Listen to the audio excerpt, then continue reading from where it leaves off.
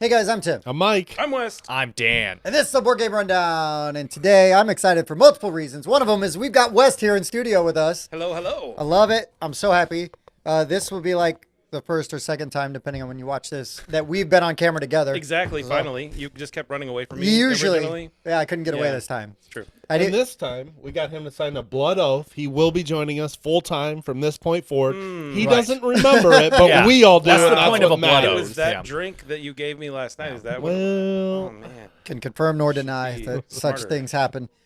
But yes, we are going to do our top 10 overrated, overhyped games again. We did this a year ago. Wait a minute. Yeah. This was top 10 overrated games? Yes. Yeah. This wasn't top 10 games that are out of print because you really like them, so you're calling them overrated games. That's very specifically wrong. It's a long title, for sure. I think I'd remember if Tim messaged that in the group chat. and that is the fun of these lists, is that we all have our own interpretation. Yeah. Except Wes, who's wrong. I may have misunderstood the assignment. That's all right. Just for the record. We're going to have a really... Well, I would say last time we did this, I think Andrew kind of misunderstood the Oh, assignment. man. Because he had Euchre Yeah, and Monopoly Dungeons and Dragons, and Dungeons Candyland. Dragons. And also no sleeves. and no And no sleeves. sleeves, All that's very sleeves. important. All sleeves are accounted for here. Yeah. No, this is going to be good. Do we want to just like real quick just go through our approaches to the list? Yeah. I just picked the 10 games I think are the most overrated compared to how much I like them compared to how everyone else likes them. I also want to point out that this is for fun. Like, we are not a negative channel. In fact, we've even had people say, you guys don't have very many negative reviews.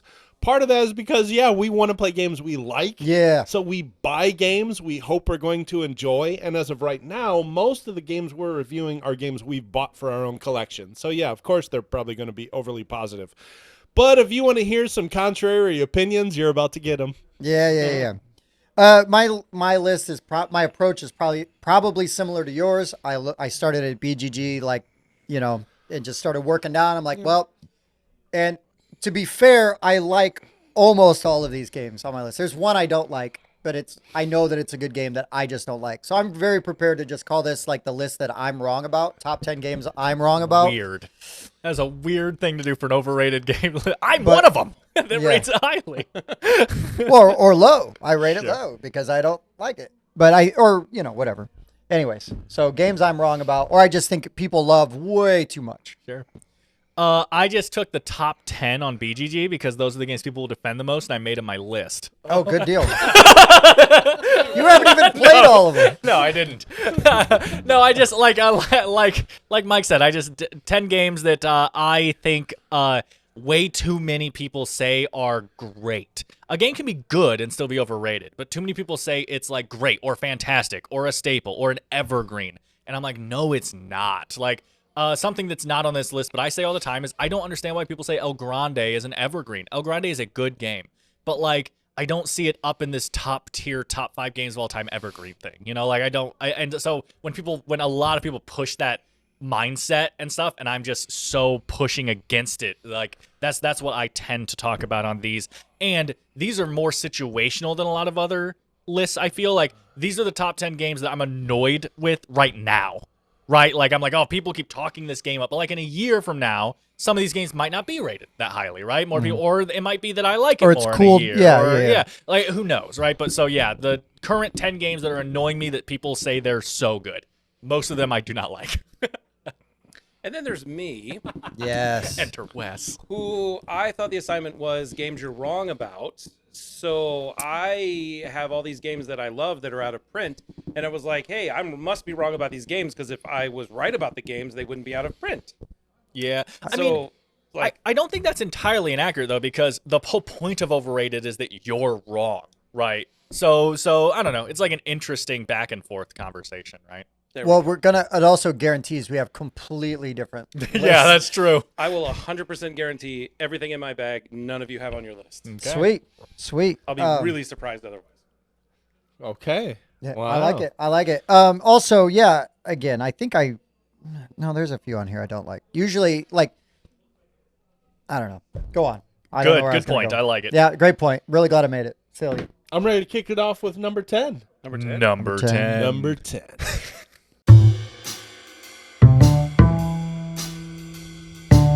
Okay, my number 10, I actually already looked. Half of these games I own.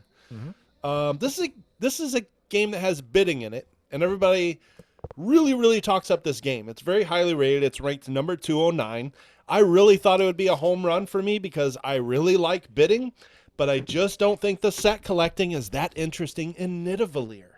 Oh, I like Nidavellir. Really? Yes, I love bidding, but the thing is, I find that the cards I'm collecting feel really similar to each other. There's just not that much difference between them. And I also find that, like, the thing that makes bidding interesting to me is the tension of, oh, I got to have that card. I've got to have that card, so I got to bid as high as I can, and hopefully nobody else takes it from me. I just feel like if I lose a bid, it's not that impactful. Like, I can just draft another card and I'll be fine. And in fact, oftentimes I find myself bidding as low as possible, and because it just doesn't seem to matter that much which card I end up with. I don't know. I've played it a handful of times. I do still have the Thingavalir expansion, and I've been told I should use it, and I'm just not that interested to get it back to the table to even try that expansion. I'm considering selling it before I even give it a shot. Well, let me beat everybody to the comments. You're wrong. I Yeah, love that game. there's two things with this. First of all, with that with that mentality you just said, I assume you haven't won much because it's so important to the cards you get in that game. Like, I just don't understand. But not if there's like a bunch of the same ones. Sure, like colors and stuff will come up and everything. Sure. The other thing I was going to say was this is why I love overrated lists, because I will sit here and say, Mike, you're wrong. That game's incredible, which then instantly makes you correct. And I love that. I love that about overrated. The second someone says the game's great, you're like, yep, so it's overrated. Like, I love that. That's fair. That's So fair. yeah, I just I don't like Nidavellir as much as most people do. That's why I think it's overrated. And I love bidding, but the bidding in Nidavellir is not as impactful to the game as I think it should be. Okay. Okay. My number 10 is a classic. It is. Everybody loves this game but me. That's fine. I don't feel like it does enough to make it exciting for me because I'm still playing a game that I like better versions of, and that is Pandemic Legacy. Oh, It is number 2 on BGG. I got season 1 because that's the one I played. Okay. And I've not played all of. I played a couple, and it's like, this is still just more of the same to me. And there's just other. Pandemic is very important for what it did and what it created.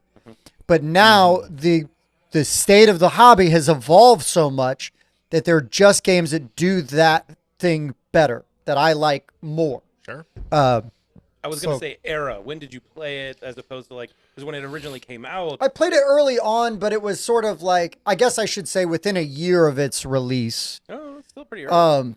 But there was so much hype and build up around it. And it's like, oh, it changes everything. And I'm like, well, not really. I mean, it's still Pandemic. And I don't know, it didn't do enough for me to because I was already a little cool on Pandemic when we came into it. And so it just never won me over.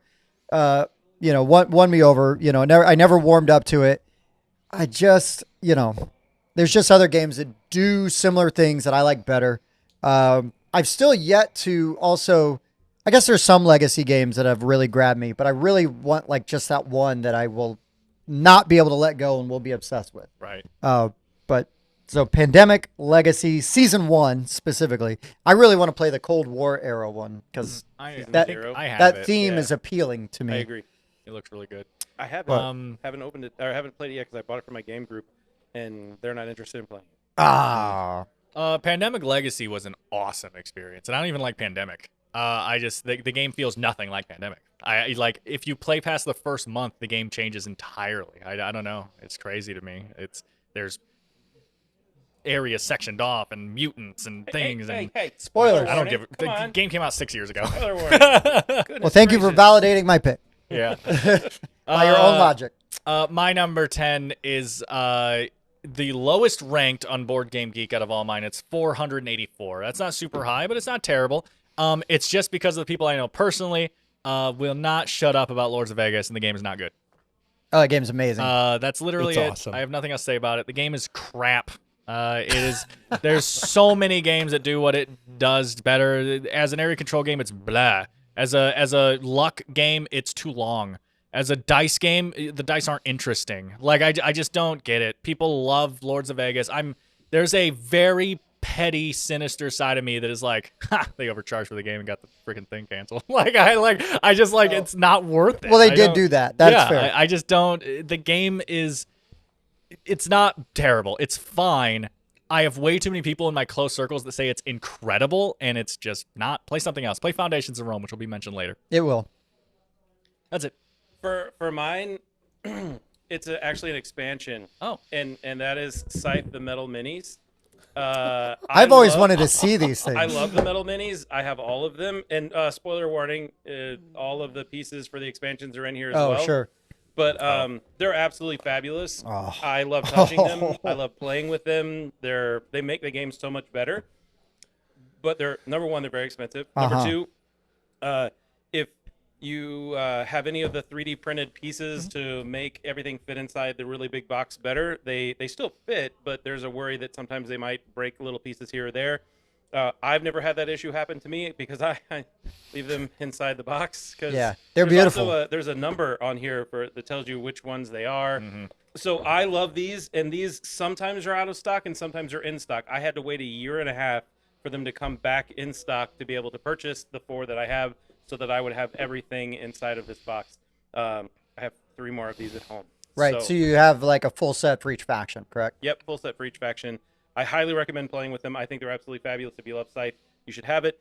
But I guess I'm wrong because they're not always in stock at. Yeah, right, Jamie, which what are you means- doing? right? So you're saying there must not be a demand for There them. must not be the same demand that Okay. I feel about these because I'm clearly wrong in it because these are not always in stock, which makes me very sad Okay.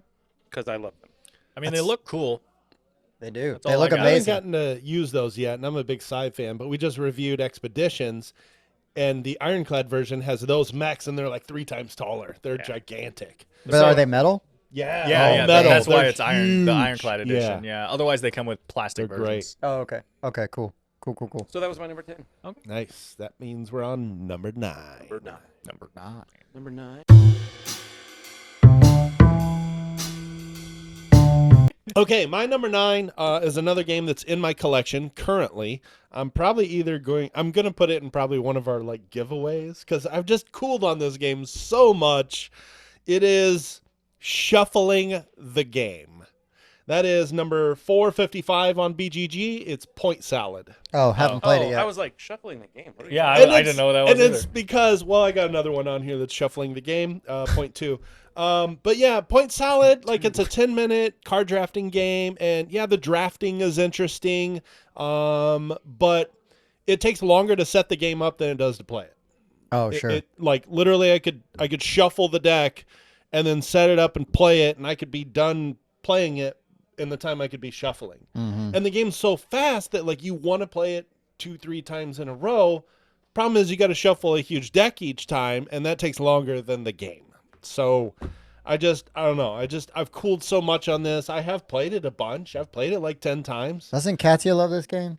There's somebody. No, that's actually, over the friends full that love 42 crapped on me Oh, for, they- for oh, saying. I was They gonna say don't that- like this game. No one's perfect, Katya. Sorry. I think Chris Strain was the only one that was going to defend me, but he wasn't there. But I kind of agree that there's just so much shuffling to get to a 10-minute game. Okay. Are you only playing it with 2 players? Is that your problem? I played it with 5 and 6. Really? Yeah. Man, I love Point Salad. It's quick, It's- easy, fun. It's Yeah. a great game. I liked it. Like, we reviewed it at one point. I liked it. I thought it was fun. I will say, though, like, I don't know. There's a million other games I'd rather play, right? But, like, I don't have anything against it. I'm just like, oh, it was fine.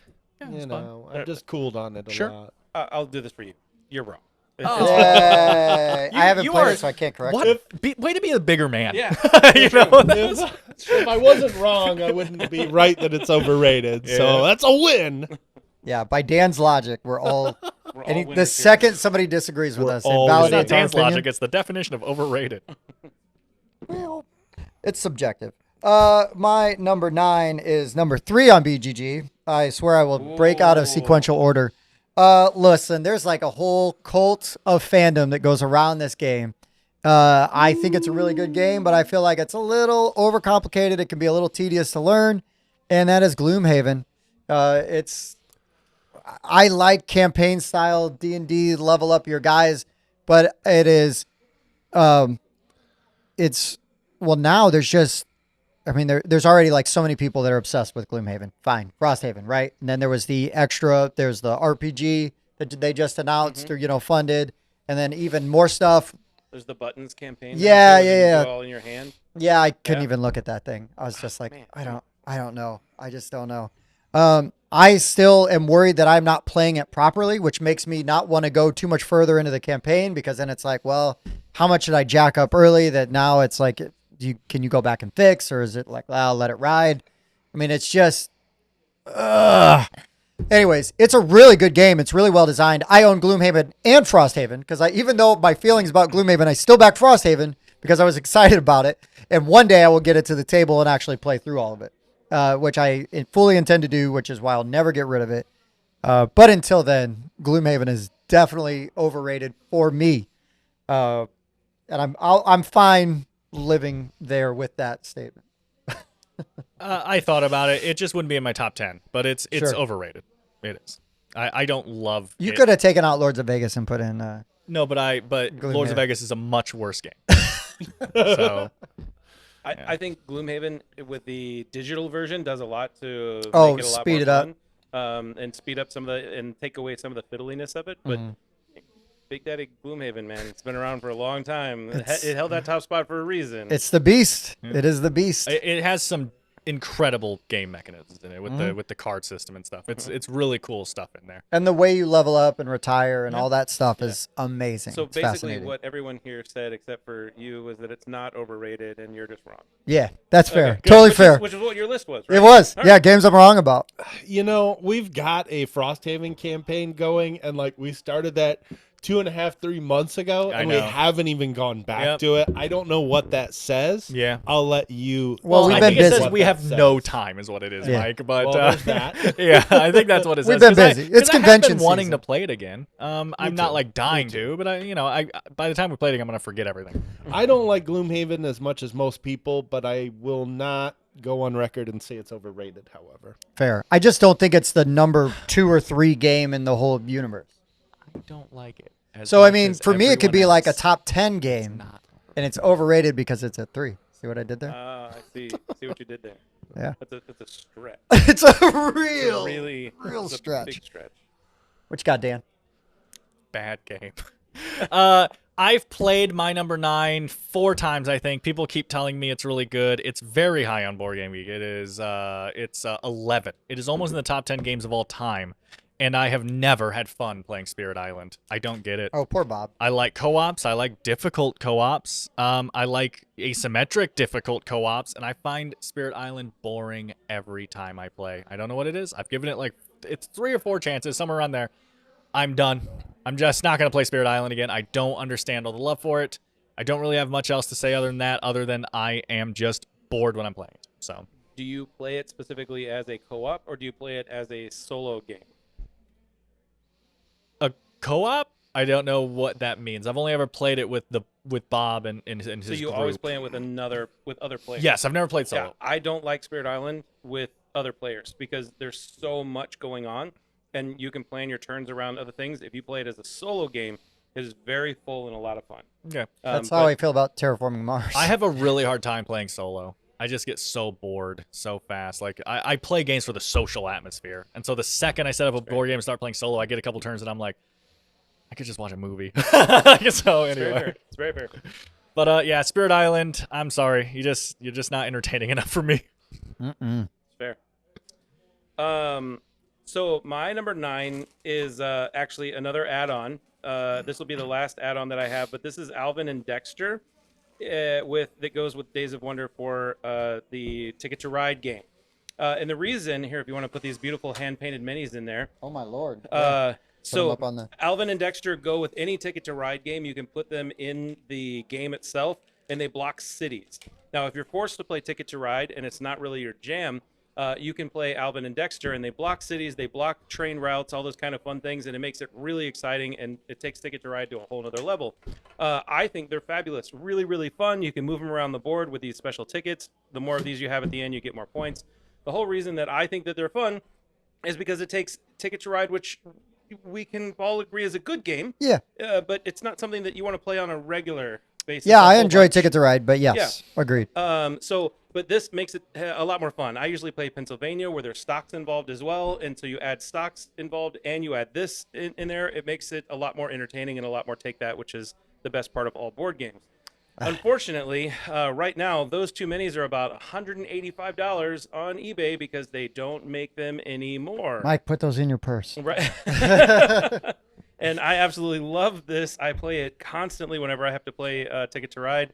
And I just think they should bring it back because it makes the game so much more fun. What a fun little expansion that I've never heard of. Well, I've That's never amazing. seen it before, but I think I've heard Dice Tower talk this up quite a bit, if I remember. It makes So- the game I want so one much more more look fun. at them before they go. That's amazing. I love it. Nice job painting them too. I did not do that. I'm not that Nice talented. job getting them painted though Thank too. you. Yeah. Good save. Good Nice save, job Tim. choosing someone to paint them. Yeah. One of my good friends is an excellent mini painter. Used to do used to do Warhammer. Warhammer all the time, and he was like, "Hey, I can paint those. They'll look amazing." He also is the one I usually play this game with. So it Oh, works right out on. really well. Perfect. Perfect. Yeah. So that's my number 9. That's very cool. I learned something like new today about that. So yeah. Just wait. Oh, boy. There's new in my box. Oh boy. It's all about new. New old. New old out of print. Okay, that means we're ready for number 8. Number 8.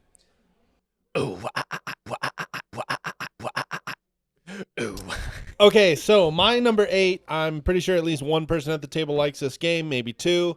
I was taught this game earlier this year, and there's just so much to explain. It took so long to teach, and then we didn't use half the stuff that got taught, and that's why I just think that number 266, Vindication, is overrated. Oh, I like that game.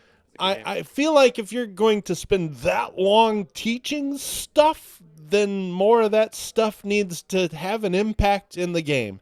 It might have had something to do with the fact that we used several modules, which we should have not done with several new players, and that may be a detriment to who taught the game to me. But if you're going to sit down and teach new players, don't add every module out there, because then you're adding all this extra time to the explanation, and then none of that stuff got used. Right. So like we literally doubled the teach time, and then we didn't use any of the stuff we added. But still, for what that game's doing, how long it takes to set up and tear down, how long it takes to learn, I was really expecting to like it more than I did. But like, if you asked me to rank it, I'd be under a 7. I just didn't find it that Whoa, them's interesting. fighting words. Like a 6.5 is where I come in at that. Whoa. So yeah, I know I'm in the minority, and that's why I think it's overrated. I had fun when I played it, but it definitely didn't blow my mind, like what you said. It was super incredible production value on It a is. pretty fun game. Yeah. That's. 6 though. I mean, I'm not that crazy. Okay. like, let's. If a reasonably priced copy like crossed my path, I would totally buy one because I think it's really good. I just didn't get in on any of the Kickstarters, and then anytime I saw it on like the secondary market, I was like, I'm not paying that much. I like that game. I don't need to overpay for it. You wait around long enough sometime, and you keep your eyes open, you can get a reasonably priced copy of most things. And so I'm just kind of content to wait, except for anything in Westbag. That's what my box is. It's wait around long enough and you'll get something. Yeah. It is right. one I can see why others like it, so I'm not like Yeah. so Fair. cold on it that like, oh, I never play that again. I would, but it I just wasn't also what I know expected. who taught you that Yeah, game, I can and guess. I will say that your experience was definitely colored by that teach and the crowd you were It may playing have with. been a factor. I'm just gonna tell you. Don't throw all the modules at new players. I'm just gonna tell you. Not always the best person to like learn a new game like that with. Anyways, I love them. My number 8 was last year. My number 2 on my overrated list. So it's come down. It's come down. So now you love Okay. it. It's basically this game doesn't irritate me as much as being as rated as highly as it was. It is number 25 on BGG, and I still really like. I think Wingspan's really good, but there's just games I like a lot better. Yeah. Earth, for example, I like better. Does similar things, gives me similar feels. Earth could have also been on my list, but it's not. Spoilers. But yeah, Wingspan's really good. It was really inventive for what it did. I love the artwork. The way that it plays is very easy. It's a very accessible game. It's very good to teach new people to the hobby because it is an excellent gateway game. But like a lot of gateway games, sometimes you can get over them a little quick, especially if there's like high demand for that game, and things like that. And I did also, which I won't get into, have a personal experience which colored my opinion of Wingspan as well. I remember this story. But it's a really good game, and thank goodness now you don't have to pay exorbitant amounts of money to get it because there's plenty of copies in print. And again, strongly recommend this game.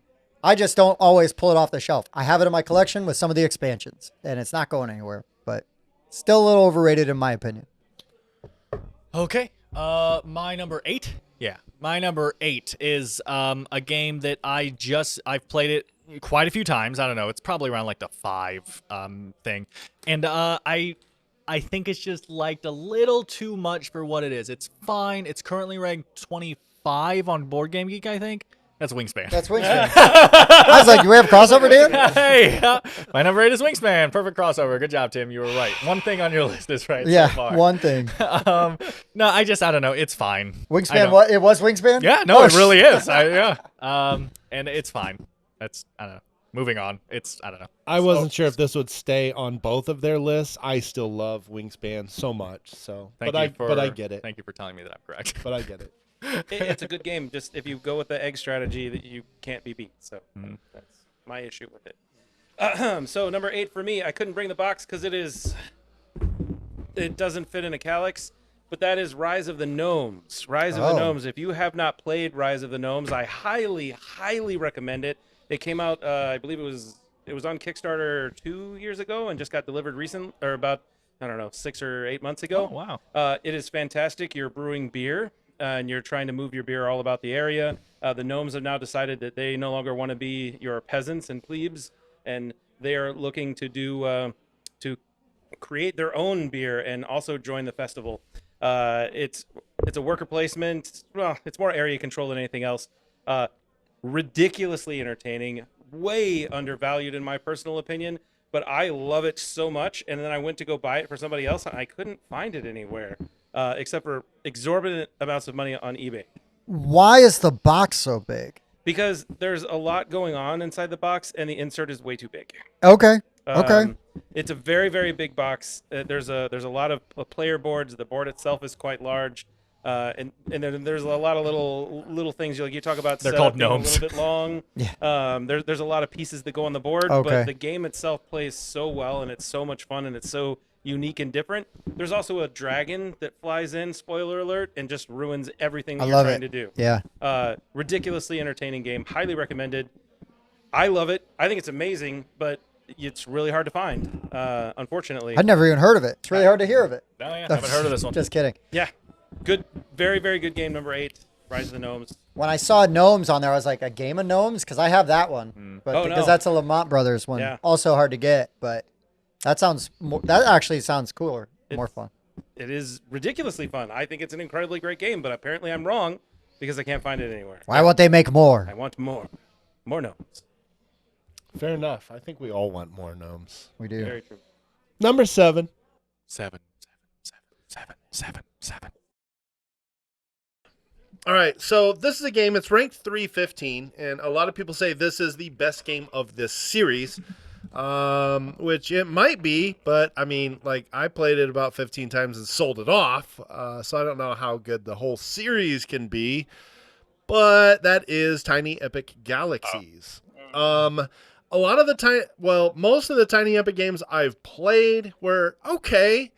And like the whole idea of the series is, hey, you get a lot of game and you're fitting it into this smaller box. And some of those games, I'd argue, might be better off as larger versions of themselves. But Tiny Epic Galaxies kind of feels very samey after you play it. A lot of the planets have like very similar abilities, so you're kind of doing the same thing each time you play it. It's just that the planets might be called something else. So and by the time you get a 5-player game of Tiny Epic Galaxies going, it can take like an hour and a half, and that's just way too long for this game. I do like the follow mechanic. That is one of the first games that I know of that allowed that, so hey, props for that one, but there are just many other Tiny Epic games I played that just weren't that good, and this one being the best of the series, it's just okay. It's definitely not the best of the series. Well, it's I know there's newer ones. I think you're going to say Pirates. I have not played Pirates. I love Pirates. Vikings also is Haven't played it. mini Blood Rage. Very, very good. So those are the two newer ones I've heard that are good. For years, Galaxies was the one I heard was the best. that was Yeah. the one that was most popular. I've for a also while. heard that. I've never played a single. Tiny But Epic yeah, those Galaxy two, or I'm Tiny I'm Epic not saying I'm done with that series. Like I still want to play those two games. Well, my favorite Gamelin games is the biggest. Well, yeah, the Heroes biggest of one. Land, Air, and Sea is Yeah, amazing. I love that game. Love that's, that game. That's my It jam. was originally Tiny Epic Heroes of Land, Air, and Sea, and they were like, we can't fit this in the box. Yeah, we can't fit this in a box this big. We got a box this big. Yeah, each box would be its own faction. 3 boxes this big. But yeah, they're okay, and I'll still play those two. The problem I have with Tiny Epic is I always get all the extra stuff, so my Tiny Epic is not tiny anymore. Like, I have all the mats, all the extra things, and it fits in a big box now, but I still love it. I want to try those, though. All right, my number 7 is going to hurt feelings because I think it's a great game. It's number 16 on BGG. It's a fantastic game that I love, but I feel like it's kind of solvable and not very fun to play with people that are really good at it because if you're not also really good, you don't have a chance. That is Scythe. Scythe is really good. But man, it is like if you're not doing X, Y, and Z like early on, you're kind of, I mean, there are correct moves to make in that game depending on your board. And if you're not doing those things, peace out. It's See you a later. game where it's very easy to be shut out. And if you are playing with experienced players and you are not, or you're just, trying to have fun and not like min-max every single turn, you're just going to eat dust that whole game. That's why you should play with me because I play fast and sloppy. Yeah. So that makes Scythe really fun. I like Scythe when I'm either teaching new players because I don't like to blow out new players. I like for them to try things. But when I'm playing with people that have played it 100 times and it's like, well, I can either just copy their move or I can, because if I just do what I want to do, I'm not going to have fun because I'm not going to score any points. Scythe, when it first came out, man, it blew me away. It was one of my all-time favorite games. I still think it's fantastic. Yep. It is, it's a great game. The art is amazing, top-notch. Some of my favorite art in any game ever. Yep. Love the mechanics. Love everything it does. Just don't like playing with sharks.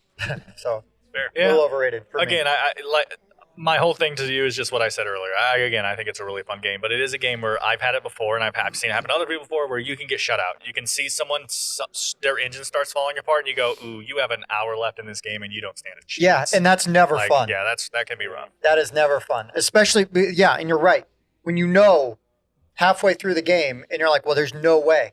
There's no way." And you can't walk away from the table because the other 3 players are way in it, and your actions will still affect who can win there. So you can't be a jerk and just be like, I'm out, guys. So I just try to still take my turns quickly, but then, I just don't play that game with some people. Yeah.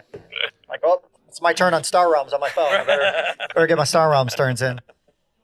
So yes, Scythe is my number 7. It's great game. Still one of my favorite games, and I'm unfriending you. Fair. Okay. Well, It took this long? Yes. Shall I hop on the bandwagon then, Mike? Because We have another crossover? no, because my Okay. number 7 is also going to get me unfriended by Mike. My number 7 is 17 on Board Game Geek. There are only 16 games better in the universe Scythe was one of them. than this game.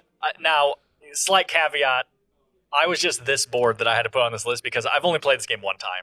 And I was so bored, and everyone loves Castles of Burgundy. And the game is so incredibly boring. I don't get it. I was just like, yeah, so this is how you play? And they're like, yeah, that's the game. I'm like, okay, so when does the game start? I just found it so incredibly boring. And I'm just going to say, to be controversial, the game's awful. It's the worst thing I've ever played in my life. How does that make you feel, Mike? I can help you, Mike. Yeah. Dan, you're wrong. Sweet. You're very, very wrong. Sweet. That makes It's me a right. fantastic game. You're wrong. Some people like boring games. I just get it.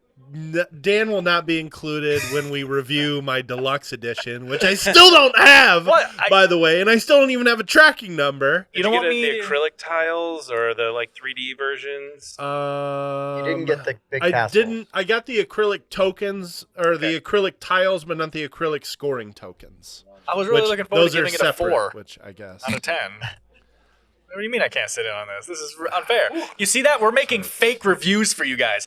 They're not going to let me sit in to not take. Help! I can't. You can have him. can't wait. Come and get him. You're Thank you, pushing me Wes. to I'm glad you're here. Okay, now here we go. It was 7. Hey, I Right? have that game. Thieves' Den. Okay, so Seen it. this is from Daily Magic. Wonderful, wonderful people. If you haven't played these games before, they're the Valeria games, all the Valeria Kingdom games. They're all, which I didn't know because I hadn't played any of the Valeria games. I didn't realize that they were all different styles of games. So like one's a card game, one's this, one's an area control. So thankfully I had an opportunity to play a lot of them, and this was brought to my attention. And Thieves' Den, amazing game. I had so much fun playing this. There were so many unique pieces about it. It's one of the first, one of the earlier versions or earlier games that Daily Magic put out, and it's fantastic. It's a great game. And then I found out that it's like mad out of print and hasn't been released in a very long time. And I think it is a travesty because everyone should have an opportunity to try this game. It's again a worker placement, but the workers don't belong to you. So they're thieves, and they're a communal group. So you might have them this turn, but then they go over to somebody else to get to use them later. And you have cards on your side, so people will be playing on your cards, and you'll be playing on somebody else's cards. Kind of in that like Everdell style, but not really. But all the workers are everyone's workers in the end. Man, this is a great game. I highly recommend playing it. But it's out of print, so good luck. I think It I won looks that. and sounds really cool. I think Oh, I it's won so that fun. at a Geekway, like in a play to win. Is Yeah. this guy from another game? I recognize that. Is it a heist? They're all from the Valeria Kingdom, so like Oh, okay. all of them together, they're all part of that Valeria universe. So yeah, there's this person that I instantly recognized from something, but it might just be a famous actual historical mask that I recognize. I don't know. That's Thieves' Den. Thieves' Den. Yay! I've heard of one on West's list. I feel good about that. You might have heard of a couple. I feel like that won. I win. I win the day. I'm just done. All right, time for number 6. Number six.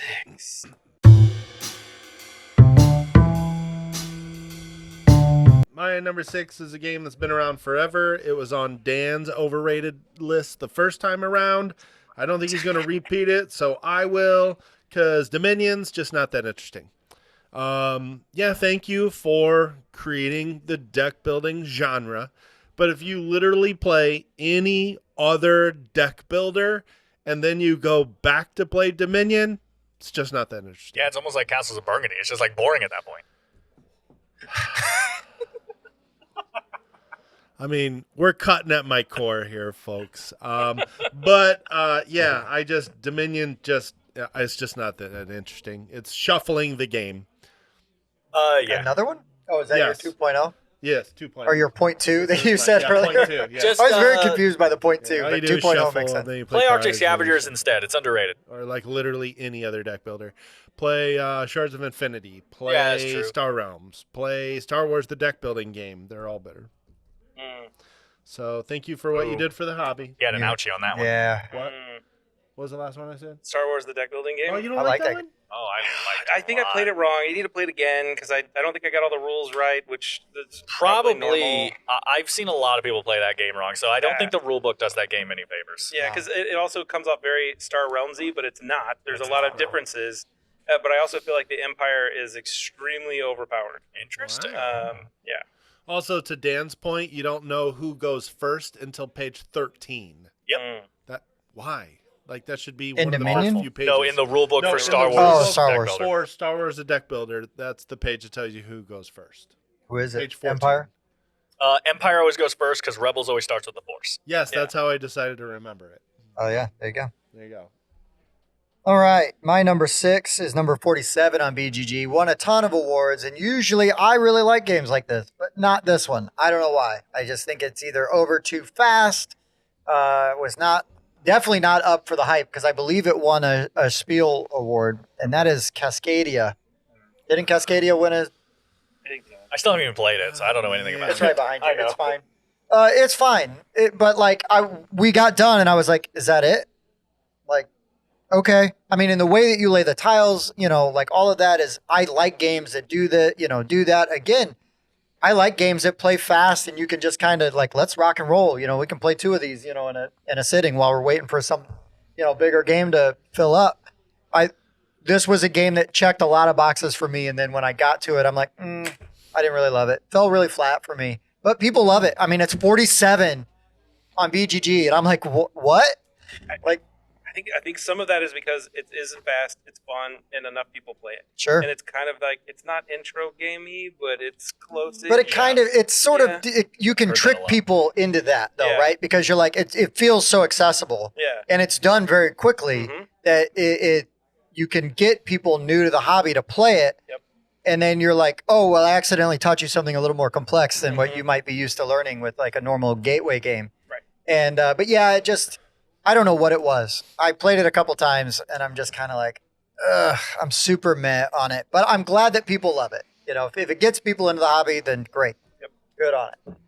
But yeah, Cascadia, a dud for me. I enjoyed it quite a bit. I actually thought about getting it from my parents' collection. See? So There you go.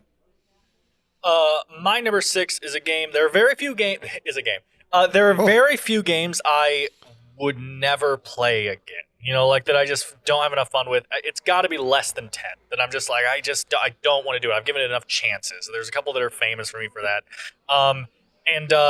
This one's on there. I've only played it twice, and I had negative fun when playing Kalis. Negative fun. Yeah. Kalis. You went playing Kalis. Never Kalis played. is 98 on BGG. Oh. I've only played it twice, and this is one of those that is kind of in evergreen status. It's like so famous for being just this game that stands the test of time.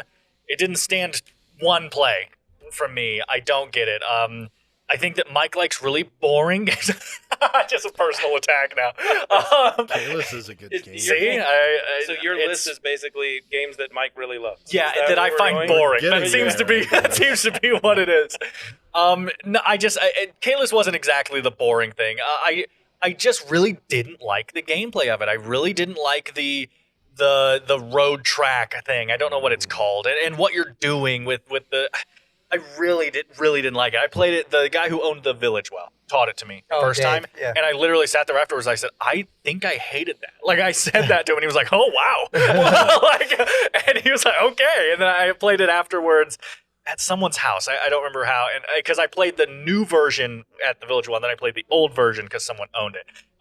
It's basically the same. And I just didn't like the game. It just comes down to that. I really don't know what else to say other than I found the game extremely not fun, and it was one of the first two games. The other one's not on here, so I could say it. Dominant Species and Kalis were the first two games I ever had in my life that I said I will not play that again. Actively dislike I that much. just won't do it. Dominant Species I tried 4 times, and every time I hated it. I was miserable.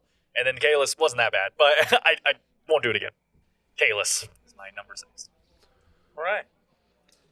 Let me reach into my bag of tricks and pull out.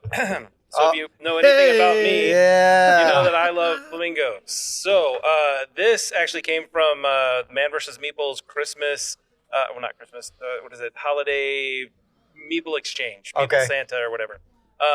And so someone very wonderful managed. I said the only thing I want is a flamingo themed game, which believe me is very hard to find. There's not very many of them. There are flamingos in games, but the game about a flamingo itself, very, very difficult to find. This game was made in like the 2007 or 20, Okay. somewhere around there.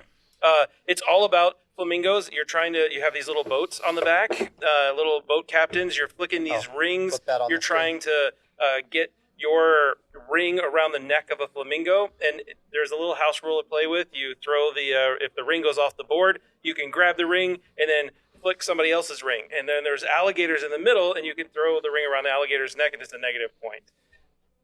It's a ridiculously fun, simple, family entertaining game. If you happen to be drinking a little bit while playing it, it could also be an incredibly fun drinking game. Highly, highly recommended. It's also incredibly hard to find. And it's a flamingo game. So Come I on, think Game in Right. general, Get on it. why can't we have more games about flamingos? That's really what this one was all about. Is just there need to be more flamingo themed games. It's your favorite. Especially if in their free time they throw rings at alligators. I didn't know that about Yeah. flamingos. Yeah. Yeah, everybody knows that. They're Well, gosh. it's not that they do it; it's that Ringo Starr from the Beatles Right. does it. So that hence Ringo Flamingo. Exactly. Very much. It's his favorite Beatle and his favorite animal. I was just a little confused because he One of said those it's a things is game true. about flamingos, and then he described the game plan. I was like, is that what a flamingo does? I don't know. Yeah. How's that about a flamingo? Yeah. I learned something. Dan, you ignorant slut. Like, I- how do you? Well done. There we go. On to number 5. Number 5.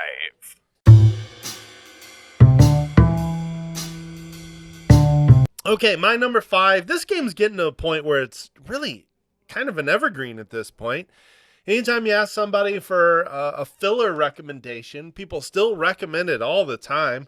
It's number 383. It's spawned tons of versions that all aren't any more interesting, and I just don't get the love for Love Letter. Oh, I just don't. It's player elimination, the game. And, like, nobody likes that, but let's base a whole game around player elimination, which is determined by a random card draw. Like, well, that's the game. there's bluffing and deduction. The game. I guess, but it still just comes down to a card someone randomly drew. Get good, son. I just have never found this game that interesting. I have the Batman version, but like base Love Letter 383, premium Love Letter 554, Batman 714, Lovecraft 905, Infinity Gauntlet 1418, The Hobbit 1767, the Archer version 2910, Okay. and Jabba's Palace, which we reviewed and I gave a 5, 1509. They're So- just none of them are that good. You do negative reviews. Every once in a while. Every once in a while, yeah. I reviewed it fine. but I don't get the Love Letter love. Here's what I'll say. I think Love Letter's a little overrated. It's fine. I do think the Cthulhu one's really good, but Mhm. overall, I think they're overrated. Except I think we're in a twist in the market now to where people are starting to be more like you though, and like Love Letter's like a man. Like I hear that more now. For sure. So I think it's kind of Love Letters getting a downswing, which is probably, maybe why they're making Star Wars. So Mike's just hopping on the trend, is what you're saying. Exactly. I'm trying to say you're not starting this original. trend. And honestly, this pick was almost as boring as Castles of Burgundy. Wow.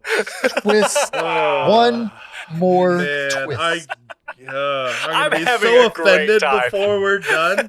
I'm not even gonna recover. Oh my gosh.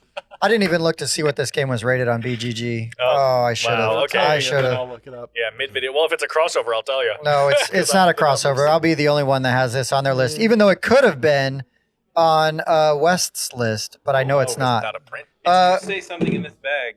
It's not in that I'm bag. leaving. It's probably not Just in that letting you bag. know. You would have hurt your Oh. back to bring this in the bag. Wait. Uh, No. It's rated 523 on BGG. This game you can't get it anywhere anymore because it's ridiculously overpriced. Well, it's very well produced. It's ridiculously overproduced. This is a game that I 100% Bob ruined this game for me. Oh no. And I still don't like this game even playing it without Bob. I don't have fun with this game. Daddy. It is really well designed. It does a lot of things again that I should like that they do not come together for me in a pleasing way, and that is Foundations of Rome. It is beautiful. I love the look of it. I love the concept of it. Love the I love gameplay of watching it. other Yeah. people play it because they're having such a good time. But I go out and do it, and it's like, no. And again, Bob ruined this game for me the first time out. I Is that mean, because just Bob is really good at the game? well, again, though, I do feel like this is a game where you're playing it with people who are very experienced. It's not quite solvable, but there is definitely winning strategies. Sure. And if somebody runs that winning strategy and nobody else knows that that's a winning strategy, well, then it's like, well, thanks for wasting, an hour of my time. Sure. And that's, in my experience, what has happened. Well, he also used the Yeah. the steel module Yes. mechanic on him, which I Uh, feel like that mechanic is kind of forced in because that mechanic also includes the ability to trade. Trading feels great in No. Foundations of No. Rome. Stealing does not. Well, It feels thrown in. the force trade, or that's the steal. The force trade steal mechanic. Turns out force where, trading here's is 4 stealing. points for you, but I'm generating 10 every Yeah, round. well, now. and again, like Bob was winning by like 20, took 5 points away. Well, he added 5 points to his score by stealing my objective card, Right, which took like 20 of it. which totally, Exaggeration, but, like, the it totally swing crushed. was- It deflated everything that I was building towards. It's like, Bob, you were already winning, and you always like, well, it made sense. I'm like, yeah, it made sense, but that sucks. It was, Like, I hate it. rude. I don't even like to use that mechanic when we use that module. I'll only play with the trading, but I won't steal unless you steal from me. I just because of his experience, and I feel like that mechanic's thrown in. I thought do. the stealing but I felt love the game. cool when I played. I don't think you should be able to steal someone's endgame victory points. That seems weird in any game. I That don't wasn't know. the trading and that. Well, that I don't like the stealing the property mechanic either at all. But he all did a for thing that stole my that stole Yeah, my, you have like your end game yeah. asymmetric card my thing, objective card. and he stole that. I don't Yeah. remember how. And that is like crazy Okay. in any game. Yeah, I don't love the stealing of the properties because it's like, well, here's 2 points while I go score 20. Thanks. Because I was smart and drafted the thing. It's like, so you put that in to stop hate drafting. Well, then it's like, well, if I just draft that, you're going to steal it anyways. So what's the point? Then steal it back. Yeah, I don't. Rather not. I just rather play I something do different. agree that I don't like that mechanic in that game. And I think But I that love that Emerson Matsuchi is an amazing designer, and I think he did a really good job on a game that I just don't like because he's done a ton of other games that I absolutely love. So it should have been a slam dunk for me, but it just was not. My number 5, I talk about all the time. Castles of Burgundy. About disliking it. No, it's not that boring. My number 5 is 121 on Board Game Geek, and that's not what has it overrated for me. The thing that has it overrated for me is that it's number 4 in the party game section. It's ranked number 4 in the world as party games, and that's Codenames. Codenames isn't even a party game. Great game. I hate when people call it a party game. A party game needs to be like an energetic game. Like, it needs to feel like, I don't think a party game, this is way more personal, right? I don't think a party game should just be, well, where you're playing with 8 people, so it's a party game. Okay, well, we played Twilight Imperium the other day and it was a party game. Like, party game should be the mood it sets. And Codenames, everyone plays in silence. Everyone just goes, dog, 3.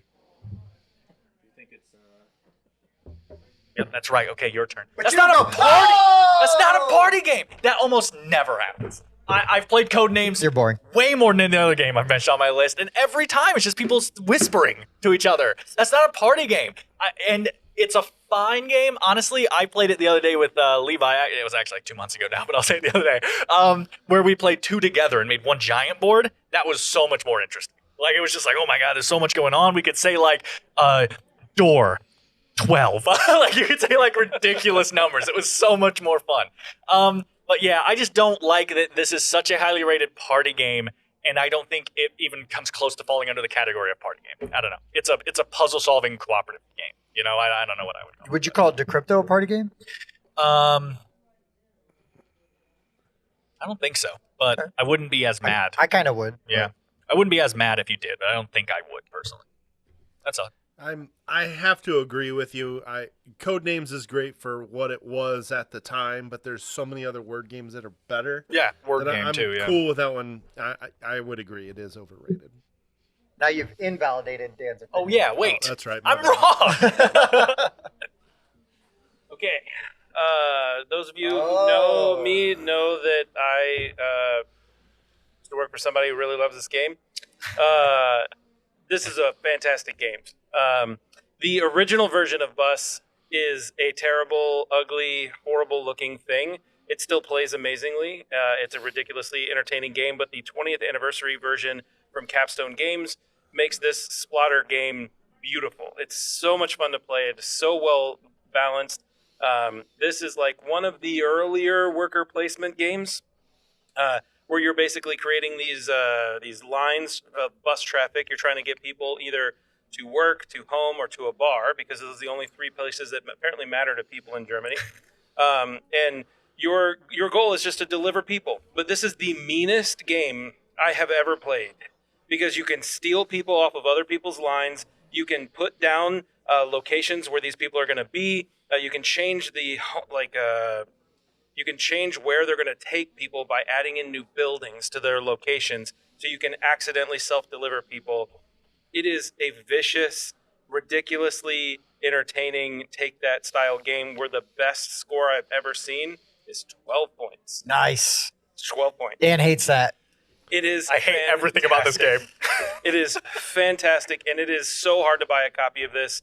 I think right now there's only 2 on eBay, and they're well over $500. Good God. Yeah, I think I got this one for like $140, and it was brand new in shrink when I got it. So you can find them; they are out there, but you have to really pay attention and really. But the Capstone one is the only one to get. The 20th anniversary is even better than this because it has extra stuff in it. But yeah, Bus. I've heard so many good things about Bus. oh, it's fabulous. I've heard of it before, but yeah, I don't know. I didn't know anything about it. We will have to play this game, guys, because it's so much fun. You know, I'm gonna be sick that day.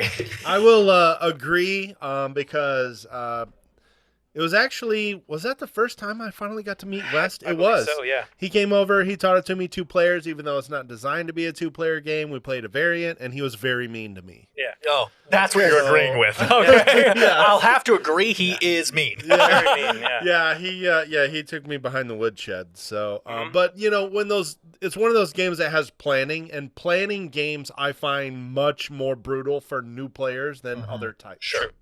So, But did you have fun? it was good. I want to play it again. Okay. Yes. There we go. So I didn't bob you on this, is what you're Yeah. Nope. Okay. Bob 'em. All right, good. That's a new Nope. verb now. Try now. Yeah, I don't. It's very rare that like I get crushed so bad at a game that I'm like, well, I'll never play that again. But What are you looking at me for? Yeah, Tim definitely didn't beat you that bad in the game, unless it was DC Deck Builder. Yeah, I don't like really mean games. I don't like Take That, and I don't like. There was a third thing you said, and I hated it. I hated everything fun. you said. Fun. No, yeah. that wasn't. Got it. Okay, I hate. There's good. 4 things I hate about it. That sounds okay, good. so now it's number 4.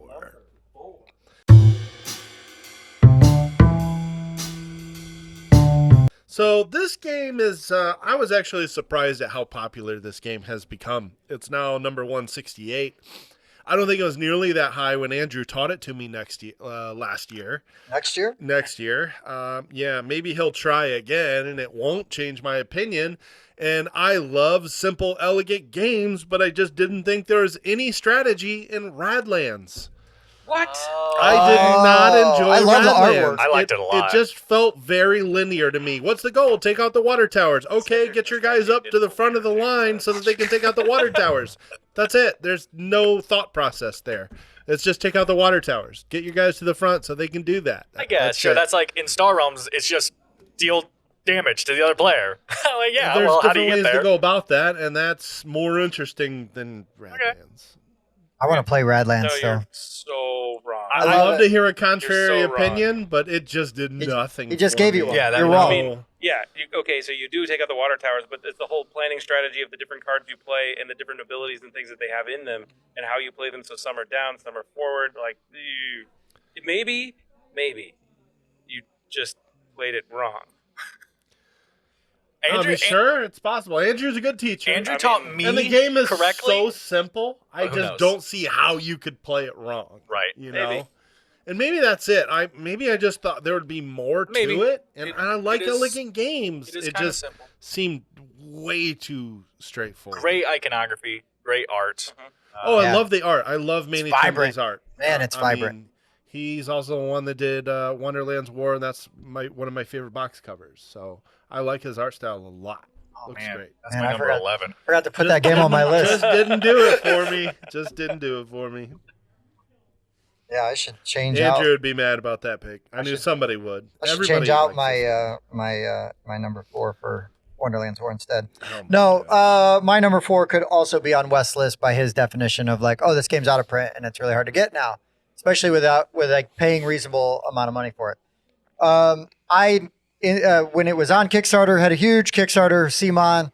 And again, the way they do their Kickstarters, I don't love because it's like, here's an all-in pledge, and then here's the 47 add-ons. And it's like, well, that's not all in because it doesn't include these things. I don't love that. I said that before. But they make amazing stuff. And Cthulhu Death May Die looks beautiful. I played it. It's good, but you can't get your hands on it. You can't. Yes, you can. It is now in their store. Cthulhu Death May Die, the original, is in their store. But right only now. the original. You can't get all the extra stuff. No, you can't get all the Yeah, extra yeah, stuff. yeah. That's What's the point? All right, Fair. because there's so many awesome extra characters that have been built in to that game. Because when I played it, we played with a bunch of different characters. There was probably a different Elder God, Great Old One thrown in and stuff. And it's like, well, that's not in the core box. It's not the fault of the game. It's the way they marketed it and produced it. I get it. But it's rated 73 on BGG. I feel like that's a little high, even though the game is pretty good. And it was fun to play. I had a good time playing it. I'd like to play it again, but I'd also just like to be able to get a copy without having to like sell off one of my children. You've got to take both of them because it's the only way. I need them to either distract each other or not be around. I love my kids. But no, it's just really hard to get everything for it, and that's the kind of game that I feel like if you are going to get into it, you're gonna find you want everything. I could be wrong. Oh, you will. You want everything. But you're gonna want everything, and that's gonna be really hard to do at a reasonable price and time frame. So Unless you back another Kickstarter of Simons that's in the Cthulhu universe, right, and then you'll be able to buy all of it because they generally do that. that will be one of the add-ons that's not included with the all-in Exactly. pledge. There you go. Yeah. So just to be clear, it's overrated because it's hard to find. Have you heard this man's whole list? Yeah, mine are overrated because I love them so much, And, so I'm yeah. overrating them. Well, I think possibly it's 'cause I'm wrong. overrated because I don't think it's the number 73 board game in the whole universe. Okay, that wasn't said yet. That's what I was waiting for. Let's move on. Let's see. My number 4, I say it every single time. It's number 61 on Board Game Geek, and that is Quacks of Quedlinburg. It's not very good. That's great. It's only good when you have all the expansions. here's I do this every single time we do this in a video, and I'll do it again. Here's me playing Quacks of Quedlinburg. Okay, I got 90 things in this bag. Okay. White. Okay. White. Okay. White. Okay, I'm out for the round. That was really fun, and then that happens over and over again for an hour and a half. It's just too chaotic. I don't like it. It's too long for how much randomness is in it. There's strategy in it. You build your certain colors, you proc your certain things. It's not pure chaos, but for how long of a game it is, there's way too much pure luck. I've never won Quacks and been like, I did great. I'm just like, oh, I got luckier than you. I don't know. I don't like, especially when then he also made Taverns of Tiefenthal, which is incredible. Like an underrated game. And so I don't know. Quacks of Quedlinburg is just not fun. I've played it countless times, and it is mediocre at best. I say it every year. You do, and you're wrong, but that's fine. Wes was shaking his head. He doesn't like. You don't like taverns? I'm not as big a fan of taverns Man. as I am for Quacks, and I'm not a huge fan of Quacks. I love Quacks, to be fair, but I only like Quacks when you have all of the expansions together and you house rule that you get a ruby when you go into the pot at the end. Yeah, when because it I think spills. that's ridiculously unfair that if you made it that far and you did so good, but now you don't get a ruby, and rubies are needed for everything. Yeah. So I always That's house a good rule, you house get a rule. ruby. I start implementing So that. you cheat. I'm just kidding. Yeah, pretty much. So I still Dan's need like, to play with- so you have to play the game wrong for it to be good. Yeah, is what Dan's Yeah, logic is. hey, you said it. Fast and sloppy. That's it. the best way to play. I still need to play it with Alchemists. It's good. Alchemist is fantastic. I've It's really played good.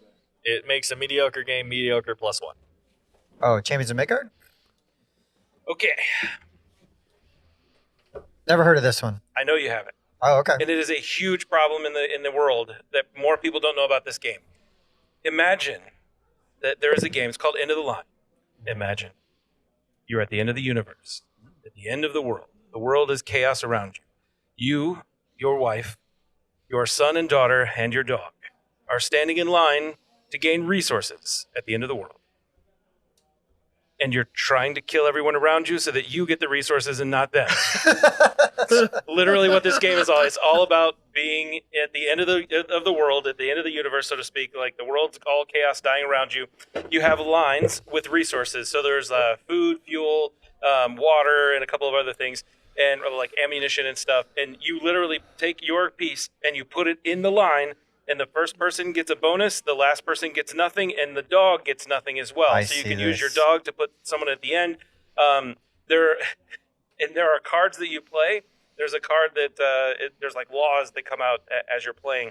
So you can flip a card over and it can say all the men in the line are dead because they've been killed.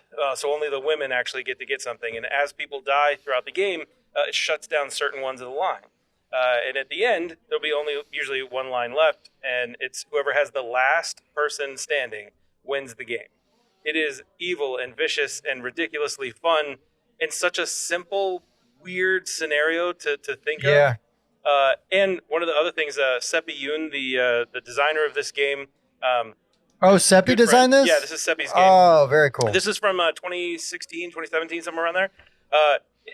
I don't know why there aren't more people who love this game because it's so ridiculous and so much fun. But there's also an expansion if you want a non-nuclear family. Like, let's say you've got a wife and then 2 girls. Well, if you're playing in the non-traditional family, the game's actually harder because there are things that would wipe out all the women in the line. So it's really funny.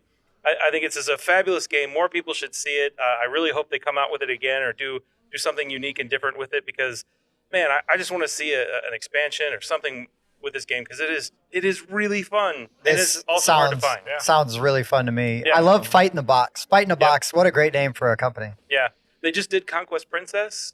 Yes. Funded on GameFound. Highly recommend that game. By the way, it has a flamingo. Just letting you know. Bias. So you've been bought out. There is a flamingo in the game. Just letting you know. Does this have a feeling of like what's it called, lifeboats or whatever, where you're kicking people out of boats and because it sounds like it has that feeling Well, of in Lifeboat though, you've got like a a hidden or a secret person you're in love with and a secret person you hate. And right. this is everybody for themselves. everyone, Your yeah. whole family, only your family. So it's more realistic. Exactly. Okay.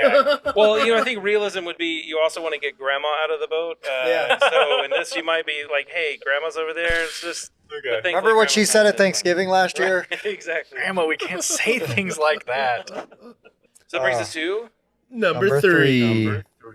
Numero trois. My number 3 was briefly referenced earlier as a good game. And I will tell you, I just don't see why this is a good game. Yeah, it's a very popular gateway game. It was on my list previously. It's number 216, and I just don't understand the love for Ticket to Ride. it's because you're not playing with Alvin and Dexter. I'll say this, Mike. I didn't say anything when it was mentioned, but I fully disagree. I fully agree. I think Ticket to Ride is meh. It is, you're trying to build these routes, but you got to connect cards. So if you don't have the correct cards, what are you doing? You're drawing cards. Well, you still don't have enough? Well, you better draw some cards. Oh, you still don't have enough? You better draw some cards. Have you played any of the variants of Ticket to Ride, though? Because they do more than just draw cards these days. That's for the record. good. You draw wild cards. I'm just I would- kidding. That's right. Like, it's not that I would never play it again, but base Ticket to Ride was very boring for me. And Yeah. I was like, wow. Now, granted, I didn't play Ticket to Ride till maybe 3 or 4 years ago, so I was well into this hobby before I experienced it. But there's lots of other gateway games that I've tried late into my venture of the hobby after I'd already experienced many other games that still went over very well. Ticket to Ride was not one of those for me, though. Sorry. No, it's just the whole you're drawing cards until you can do something. And then you finally draw a card that you want to, like, oh my gosh, I get to do something other than draw cards. Done. I get to play cards. Holy cow. Yeah, I think Ethnos is So a much ingenuitive. better game that has a similar idea going on. I have Rails and Sails, and I think that one's pretty cool because I like having to plan out how many boats versus trains you have and stuff. Like, I think that's cool. Yeah, my thing, I've said it before, my thing with Ticket to Ride is I just don't like that it is a fair strategy for someone to just draw cards until they have 60 cards in their hand and then play 27 rounds. I think that's a very boring way to play a game. Well, I mean, you got a one turn. I know, but that's what I'm saying. Like, It's a good block. call out to Levi, right? Every time I've played the game with Levi, that's all he does is he just draws cards until he has this, like he can't even hold them. And then the entire rest of the game for him is just going round. And it's just like, did you have fun? Like, I just don't like that that's That sounds awful. Does Levi like, ever have fun? Yeah, I good was point. just kidding. He doesn't much, but gotcha. So yeah, I couldn't take that one off. I still think it's highly overrated. All right, my number 3 is a game that, again, is no fun once you realize you're way behind and you still have 2 hours left while playing this game. It is ranked 353 on BGG. This game is very well designed. It's by designers that I like other games of theirs. But this one, I just didn't like. I couldn't get any of the synergies going. I'm watching everybody else have a great time, and I did not have fun on Darwin's Journey. I was like, all of the seals, the way that they were lining up for me, like, would you just got to customize them? Yeah, I would, but you guys bought all the ones that I could afford that would have been useful. And then even the unuseful ones for me, I can't even afford anymore because they're now down here.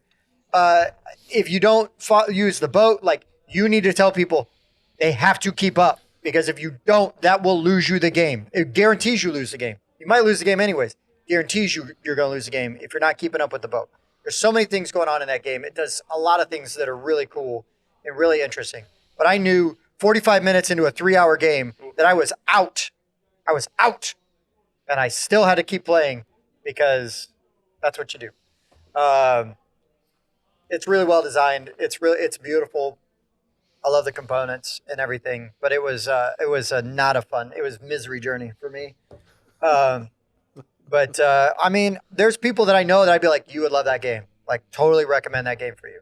If I don't have to play it again, I probably wouldn't.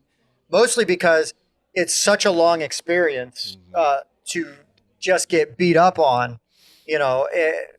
And maybe if I was playing with a bunch of other new players who might not just absolutely wreck me, because again, experienced players are going to smoke you. Now, to be fair, when I played it, it was everybody's first time, I think. But Maybe not Bob, but probably. yeah, but maybe it was only the second time because there was still a lot of like rules checking and things like that, which is fine. But yeah, I didn't have a good time with it. I understand why people love it. I absolutely do. I know I'm wrong about that game. I just don't love it. But I thought it was great. I knew you did. It falls under a very common category, you know, kind of like Foundations of Rome, which is Tim played very poorly. I did. And it makes you dislike the game, and that's totally fair. I've had it before where I played a game and I played like garbage. I was just like, I don't know if I want to play that again. Foundations of Rome though is at least only an hour. Yeah, that's true. You know, and I actually was playing okay. Yeah. The couple of times I played you it. stopped existing. Until Bob totally cut my legs out from underneath me and I ceased to be competitive. Yeah. No, I it's totally fair. I think what's it called? Darwin's Journey is a good game. I want to say really good, but I'll say a good game. And with two like little house rules, I might give it a 9 out of 10. It has so much good in it, but I think the economy is a little too limited. I would implement, I've said it before, I would implement if you go to the same spot as someone else, you pay the coin to the player with the lowest points of that position instead of just paying it to the bank. And that way the money stays circling between, it's like a catch-up mechanism. I would do that. And the cards that give you your starting thing should be cooler. They need something else there that they're just too hard to get. So with those two changes, though, I think it might be a 9 out of 10 game. It's really cool. I think you could shave a half hour off that game. I'd probably like it a little better too. Maybe 2 hours off. It's long. It's very long. It's long. I was trying to be nice. Anyways, It's beautifully designed. it really is. It really is. It really is. It's And one I of those, see, like, Euro style I see type other games. people pulling off amazing combinations, and it's like, well, that looks like a lot of fun. Yeah, I bet if I was playing that well, I could. Yeah. Tim and I were on the Yeah. same page that one. Yeah. I played it one time, and I was like, "That's a game." No, Yep. totally I fair. can see why a lot of people really like it. But there's games where, like we played a How recently, and I was not in that game, but I still had fun playing it. Yeah. Mhm. Like, you know, it's a little bit of a longer game. We were learning, but I still had fun playing the whole time. And it's a little different for me. Sure. My number 3 is 116. It's already been mentioned. It's Dominion. Well, You were wrong, Mike. It is still on it. Deck building is my second favorite mechanism of all time in board games. I think worker placement then deck building because worker placement is easier to be good. There are more bad deck builders than are bad worker placement games to me. Like at least the worker placement aspect of the game, it's hard to mess up. You know, it's like you do this, you get the thing, it makes sense, it's fun. But there are deck builders you're playing, you're like, oh, this doesn't feel right. You know, like it's hard to get perfect. And Dominion's just good job. You know, dinosaurs were cool when they were alive, but they're not alive anymore. And we got to just move on. Like Dominion, it shouldn't still be around. It's fine. Play anything else. Play Arctic Scavengers, like I always say. Play ICP, the deck building game. It's fantastic. Play any of the other games that Mike brought up. Play Clank if you want to go on to like a next step kind of thing for deck building. There are so many better. Dune Imperium's one of the best games ever made. More complicated than Dominion, but I'm just saying if you want that deck building kick, there's so many better things out there. I think Dominion is a relic that has stuck around because it used to be gold and you can still see gold in like the rust that's on it. I don't think it's still worth anything other than the fact that it's old. So that's Dominion. Leave your hate comments in the. I mean, section again, there's below. no denying the importance of Dominion for the hobby. Sure. But that's not what we're doing. We're Yep. saying right now it's dated and overrated. Okay, the next one, I got this one. Battlestar Galactica. It's so good.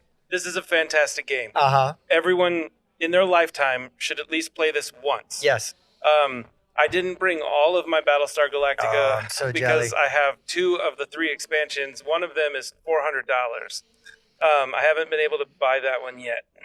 I might have a lead on it for $200. Yeah? then I would be in. I'll let you know. My wife is not allowed to listen to this show. I will be in 100% for that. But yeah, I absolutely love this game. It's fantastic. If you haven't played Battlestar Galactica, you should. If you played Unfathomable and you're saying to yourself, oh, I've played that. No, nay, you have not played Battlestar Galactica because this is so much better than Unfathomable. I like Unfathomable. I like what it was trying to do. I like that they tried to make it a reskin, but it is not Battlestar Galactica. It's not the same thing. It doesn't do the same things.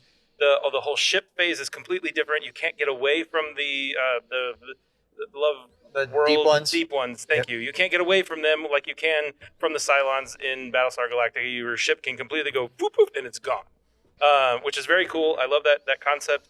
It's also one of the games where if you're the bad guy, it's not the greatest part of the game. Like sometimes being the traitor is the one. Like, oh, if you're not the traitor, you're not having fun.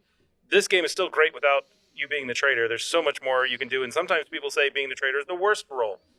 Because sometimes if you're playing with bad people that don't know how to play the game well, being the traitor sounds not fun at the end of the game if you get figured out too quickly. But if you're a good traitor, then you don't have to worry about it. Highly recommend Battlestar Galactica. It is extremely hard to find a copy. I have purchased 3 copies so far. One of them is this beautiful one here that was a new in shrink. Then I purchased another one that was a sleeved version, and I gave it to a friend of mine. And then I went to a different local store in the area that had a brand spanking new one for $83 that someone traded in the game. Right. And I said, cool. I'm sorry, is that really a real copy of Battlestar Galactica in shrink with $83? And they said, yeah, it sure is. I went, I'm going to put this on the counter. I'll buy that. Thanks. Yeah, had to buy it. It's extremely good. Battlestar Galactica, definitely my number 3. I'll say that Ken was a real nice guy for not marking that up higher. Yeah. $3. Yeah, he was very nice. Wes, you're 100% right. That game is incredible. It is much better than Unfathomable. Unfathomable is good, and I like that it streamlines some stuff. I think it makes sense for getting into the market and stuff and blah, blah, blah. But man, also, like, yes, you're saying everyone should play that game once in their life. Also, watch the show. It is incredible. Shut up. I've actually never watched the show. I know nothing about it. And I'm telling you, watch the show. It's incredible. It's so good. The show's really good, but Wes just made my point. Yeah. You don't need to watch the show to appreciate the game and have a good time with it. I played the game first, and then I watched the show. Me too. Yeah. So say we all. Yeah. Except for Mike. I've still never watched the show or played the game. Shut up, It Mike. was already out of print when I got into the hobby. Everybody. So let's keep it that way. Yeah. Well, let's have a secret game night where Mike's not invited. All play Battlestar Galactica. Sounds wonderful. It'll be so much fun. Number 2.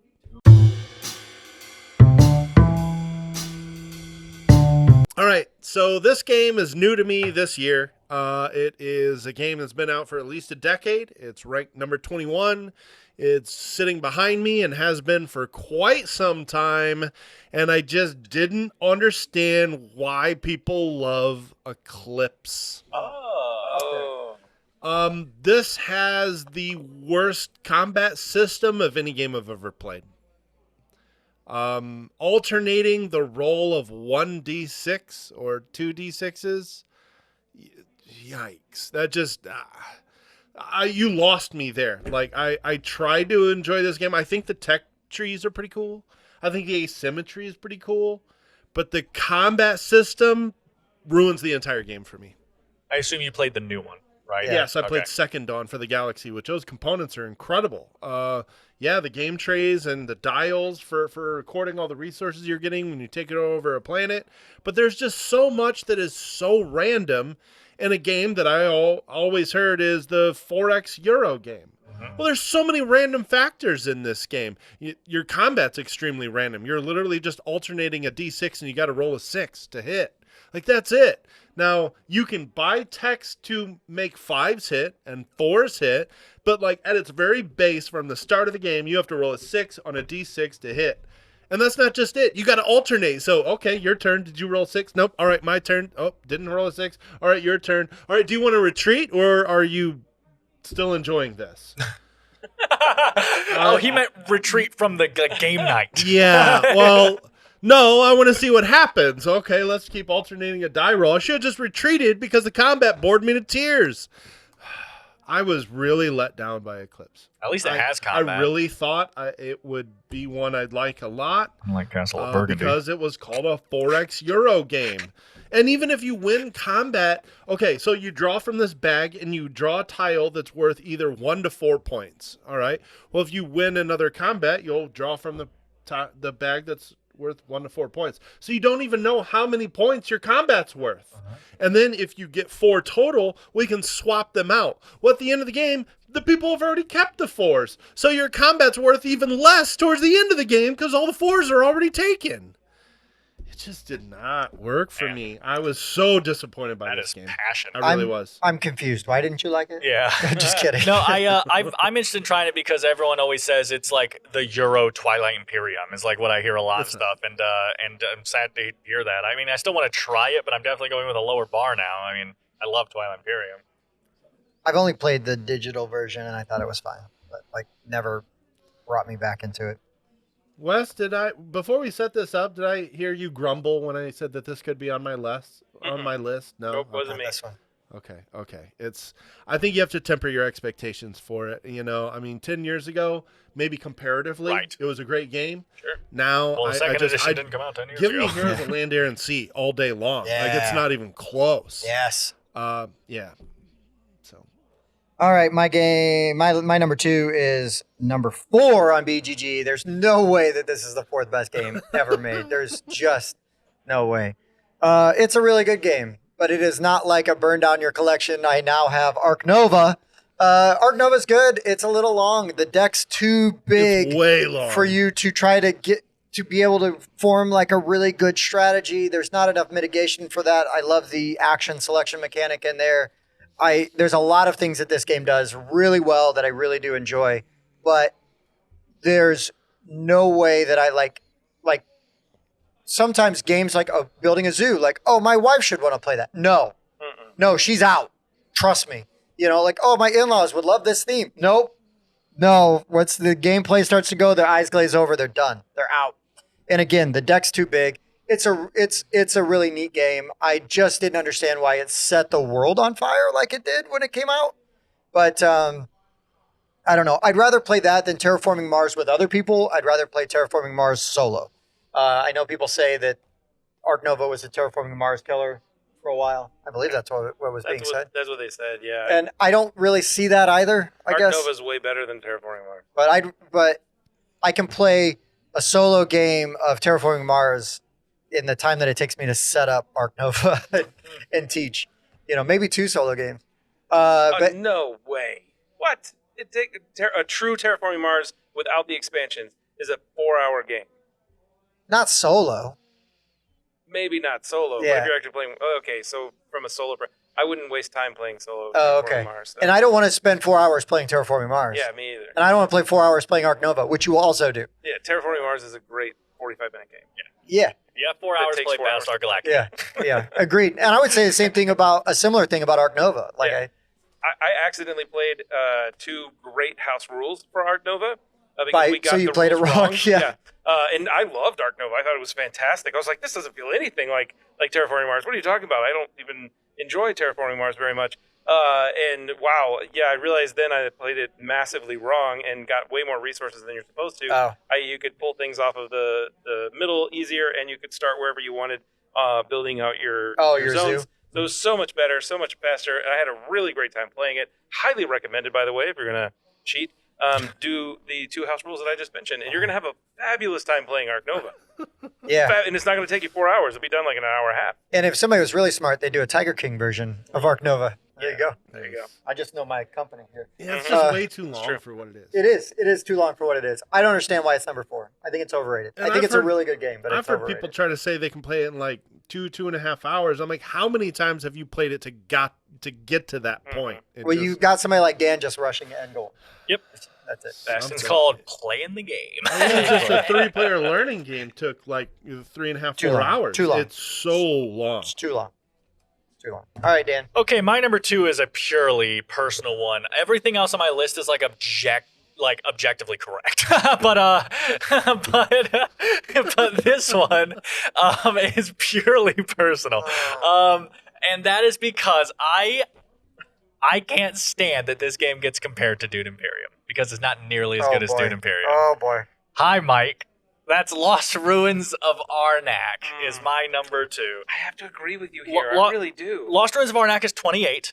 And Dune Imperium is 8. I just looked it up. I didn't know that. So Dune Imperium is higher. So I have faith in humanity. But Arnak was fun. I don't dislike Arnak, but it constantly gets compared to Dune Imperium to where they're like the exact same and they're just as good as each other. And most people in our group like Arnak more, and it blows my mind. Dune Imperium is such a better game. Arnak's lighter. Sure, to teach. I guess. It is. Sure, Clue is easier to teach than everything Dune Imperium. It's not a better game. I just don't think that matters. When you're comparing them, that's the thing is, Arnak is colorful. Sure. And it's easier to teach and easier to learn and a little more accessible. Right. A better game. Doesn't mean that it's a better game. I'm Right. telling you why people like it more. Right. So it makes it a better game for them, is what I'm saying. But they're just not even close to me. Arnak is fine. I would play it again, absolutely. And I haven't played with the expansion yet, and I want to. I think that's a cool expansion idea. But Dune Imperium is my number 2 game of all time, and I don't think Arnak even comes close to stepping in its shadow. So great game. Overrated because of how it's compared to a much better game is what I say. I really like Arnak with the expansion because of what it adds, but I agree with you. Arnak by itself, I'm not a big fan at all. I would much rather play many other games that are out there. But I do like Arnak with the expansion. It's good with it. I haven't played the expansions with either one. I really enjoy both. I prefer Arnak because Dune Imperium is not very good at 2 players. And it takes a long time when you have max player count. I can play Arnak twice in the time we can play Dune Imperium. And so I prefer more open-ended gameplay where give me a bunch of resources, let me extend my turn as long as possible. And I like it. I like exploring the new worker placement places. Dune Imperium is much longer, and I like that it's tight, but it also does not support 2 very well at all. Yeah, it has an AI that works fine, but it doesn't support it. It does super work well. very well. Yeah. It does. I just don't like using dummy players, I and agree. it just doesn't scale well. If Dune Imperium, and I can't argue this either, if Dune Imperium added an expansion that made you add worker placement spots, I think it'd probably be like a 10 out of 10 game. I mean, it's so close to being perfect to me anyway, but then any worker placement game where you add stuff like that, like Lords of Waterdeep and like, what you're saying with Arnak, where you're literally adding worker placement spots, is incredible for that mechanism, and I think that should start becoming a norm. I just think that the problem is balancing. Dune Imperium obviously has so much work put into it to make sure everything is so well balanced. That's why when you play Rise of Ix, it adds worker placement spots that cover worker placement spots because they clearly put a lot of thought into how many spots you need to blah, blah, blah. So there's clearly a lot of thinking that goes into that, and so not every game is going to be able to have that. But I think it's a huge boon to worker placement in general when you can say, like, okay, we're now going to add this, and this is a new spot that gives us this. Incredible. So, anyway, that was my purely subjective, passionate speech about Arnak. So, when I was a kid, my dad taught me how to play games. These were his games from like the 1970s that we used to play. So every game was Cutthroat, every game was Take That, and every game ended with me almost on the verge of tears because he just beat the pants off me. Nice. But I got used to it, and I started to really enjoy it, and I understood that he never gave me an opportunity to say, well, you won because I let you win. Mm-hmm. So it was all about finding a way to win and to be the better player and to be more cutthroat and all that kind of stuff, which brings me to this amazing game here, which is very hard to see, but it is Acquire. Yeah. It's the original version of Acquire. They just got reprinted, but this is the 1964 version of Acquire, I believe. Old school. I don't think they've changed much in any of the expansions or any of the reprints of this game. The artwork is 1970s artwork. It is. I love the look. I love the vibe. It comes out of this thing on the side, and then you just pull the pieces off, and there it is. There's all of its glory, ugly and gold, old and busted, right? Yeah, old and busted. I love it. The box is probably not the greatest and the strongest, but man, Look at these nice old cards. oh yeah, and it probably smells like grandma's house. Yeah. Oh, say that racist. Why was it thing at my again, grandma's Grandma. house? Yeah, that's awesome. That's But awesome. yeah, love this game. Absolutely think it's fantastic. I'm so glad that they're reprinting it in certain ways. But there's nothing like playing the game from your childhood and and remembering why your dad was mean to you. But he taught you a love for board games that carries through to the very end, you know? This isn't even punched. Oh, look at that. There's a See, board. now that's pretty, And there's tiles. but does it There's some smell like buildings. Grandma's house? No. Grandpa. Just doesn't have that same No, it that doesn't. same flair. Doesn't even smell like a Goodwill either. Yeah. No. You need the Goodwill smell at the very least. I've heard nothing but great things about this one. Oh, it's Yep. a fabulous I know. game. I've still Highly never- recommended. Everyone should play Acquire at least once in their life. You will be very upset, most likely, because you will have to be taught by someone who knows how to play the game. So they'll destroy you. Yeah, someone will definitely destroy you, but then you'll enjoy it, and you'll be like, I'm going to play that again, and I'm going to take you down. Yeah, I like it. Good time. I want Acquire. to get this new version really bad. Do it. You can play Okay. my grandma's house version. Ooh, there I'll we go. teach Even better. Mhm. You're going to destroy me then? I mean, yeah, Yeah. that's All true. right. Just wanted to make sure. Yeah. Okay, we are doing our number one Number most one. overrated game. of all Best time. game ever. Wait, that's the wrong list.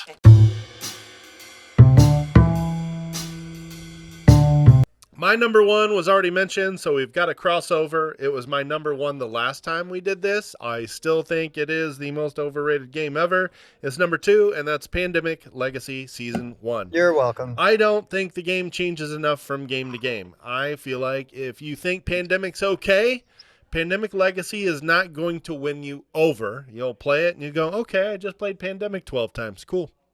If you love Pandemic, Probably played it more. 14 times because Yeah. you're gonna lose a couple yeah, months in you'll there. lose a couple times. But I mean, like, if you love Pandemic, I see why you would love Pandemic Legacy. But like, Pandemic, I think is okay.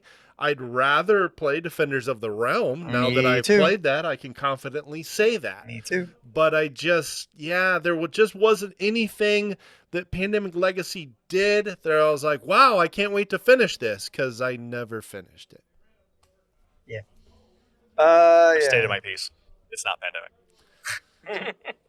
My number one is rated 270 on BGG. This game has set the world on fire. Everybody is clamoring for it. Everybody wants to have it.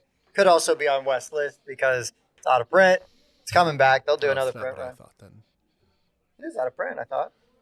They just haven't done a second print run yet, Oh, or they're in the process maybe of. that's not what I thought. Then. This was like the game that everybody was lined up to get at Gen Con last year that didn't kickstart it. This game's really good.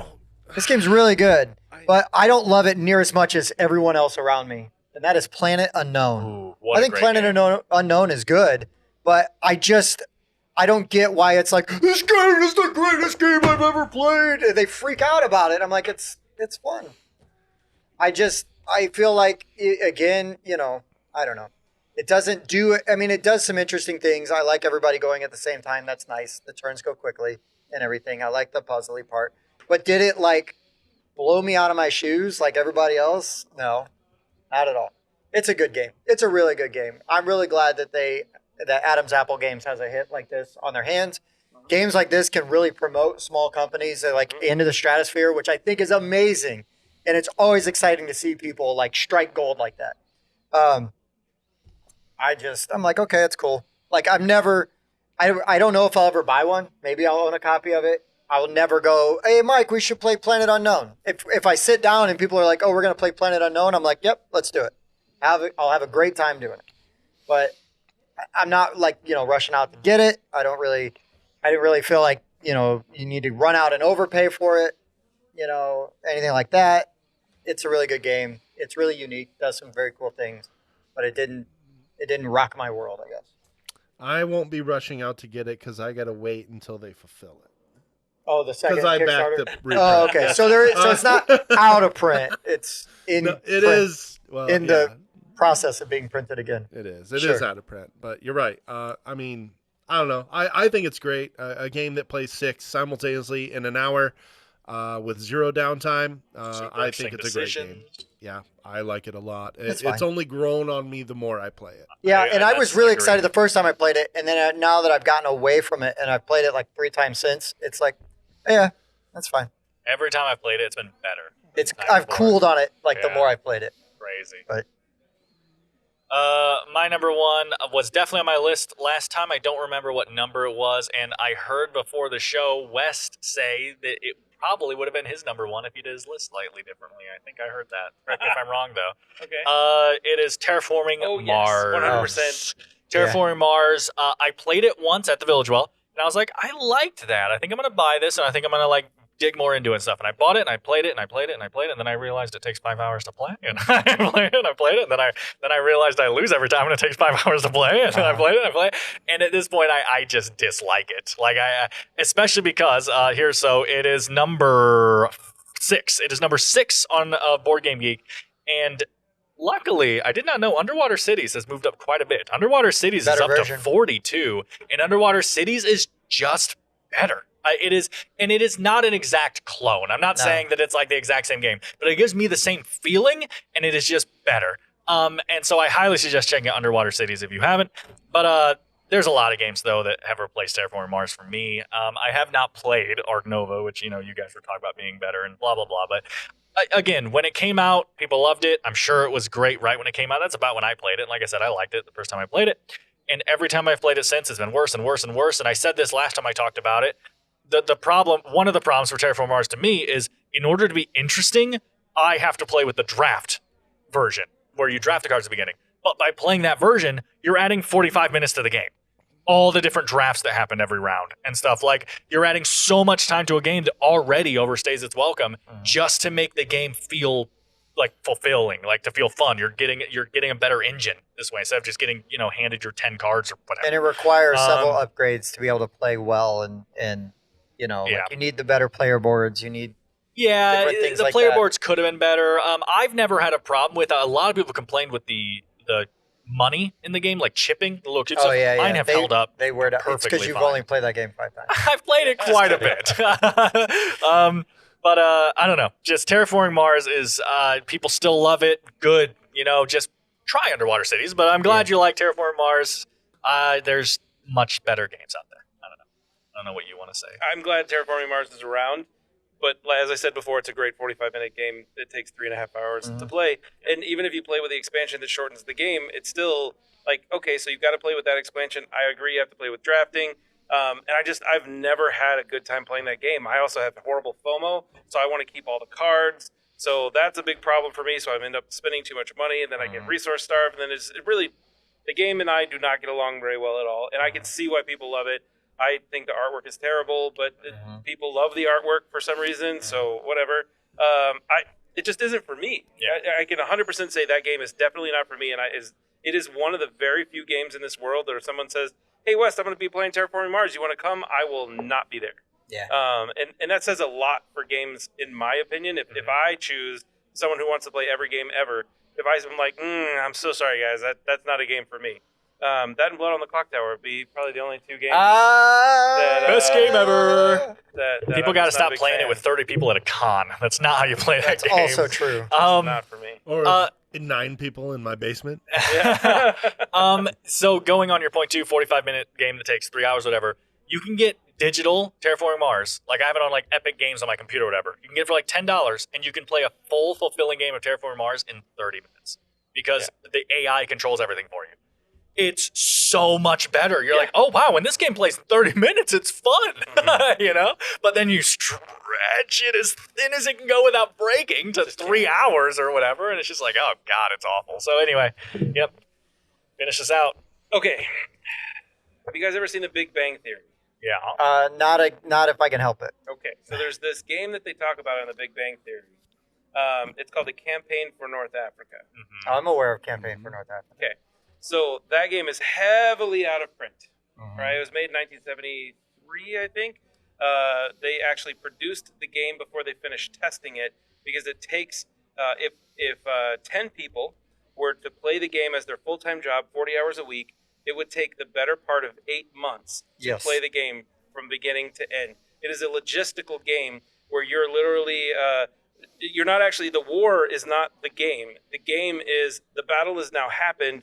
Now, how do you keep your soldiers and stuff alive? How do you move resources from one place to the other? No one will play this game. It's just not going to happen. Bob will. I'm Oh, he'll very try. interested, but I won't. Yeah, I also am extremely interested in this game, which is why I paid. Again, my wife better not be watching. $500 Oh, wow. for a campaign for North Africa. This is a 100% complete version of the game. It is still in the shrink wrap it came in, which is not the real shrink wrap for the game that was made in the 1970s. Yeah. But yeah, everything is in that box. All of the Whoa. pieces, all of the maps, all of the everything. That's awesome. The entirety is inside of that box. The map itself, if you lay out everything, the map, just one map, is 6 feet long by about 2.5 feet. So if you laid it all out, it's roughly, I think it's 30 some feet long for the actual map itself. It is a ridiculous scenario game that no one will ever play. But why do I have to have it? Let me answer this question for you. Thank you. The designer of the game was asked this question once and said, well, you know, the game was produced before it was even finished playtesting. The guy was like, yeah, because it takes a really long time to play.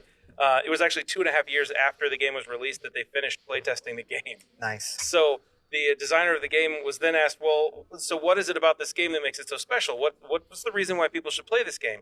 And he's like, well, you know, it's a really great logistics game. It's a fun war game. And then they said, but, you know, there's a lot of people that say it's an unplayable game because it's so long. It just has all these different reasons that it's just not a fun game. And the guy's like, you know, there are probably some issues with the game, but I tell you what really happens. On the second playthrough, it really comes into its own. So On the second 16 playthrough. months into the game. Yeah, you're going to have a really, really great time playing this game. I thought Darwin's Journey took a long time. So it says level of complexity, very high. Average playing time, 20 to 1,000 hours. Mhm. I wonder if 1,000 was just like the cap. They're like, we can't Yeah. put Yeah, more we just than can't go any 1,000. further. They were using a calculator that only had a certain And amount then of digits. suitability for solitaire play, very low. So these were the categories that this game was basically like. Yeah. And the 20 hours to 1,000 hours is per scenario. Oh, Right. Yeah. Oh my god. I got. Scenario. I'm very interested. Yeah. I love this kind of stuff. I've said that I will set this game up once, and I will play through one thing as a solo experience Uh-huh. just to try it out because I just really want to see what it's all about, so that I could say I've at least attempted to try to play it. excuse me though. Hold on. Yeah, very low. Suitability for solitaire play. Very low. Yeah. Okay, it's just very wanted to fair. put that back out there. That is insane to me. That's I'm brilliant. currently wearing every piece of clothing I own, Yeah. and that game was $500. That's insane Yeah, to me. it's absolutely ridiculous. There are versions of this game that come on eBay all the time, but none of them are complete. Oh, sure. And this game is 100% complete. Most of the games that you see are like 200 to 300, and they're missing 5 to 10 pieces Right. somewhere. Right. This is a 100% complete game, and I'm very excited to have it. And it's not damaged by water, which is usually what happens. That's with old amazing. games. That is For amazing. this game being older than me, I think that's pretty cool. That is amazing. That's really good. Yep. And overrated. And very overrated. Thank you to Big Bang Theory. Oh, for sure. that. Singa. that's- Sure. That is the reason why I own that game. I guess I will thank them. That'd be the only thing I'd ever thank them for. I was never a fan.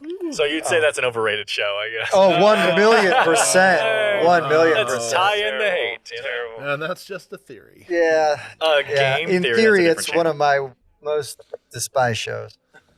But anyways, it should have been made for me, wasn't it? For some reason. Okay. You know what I mean? It's one of those things Yeah. where it's like, Tim, you're a nerd. You should like that. I'm like, screw you. Thanks a lot. I don't like it.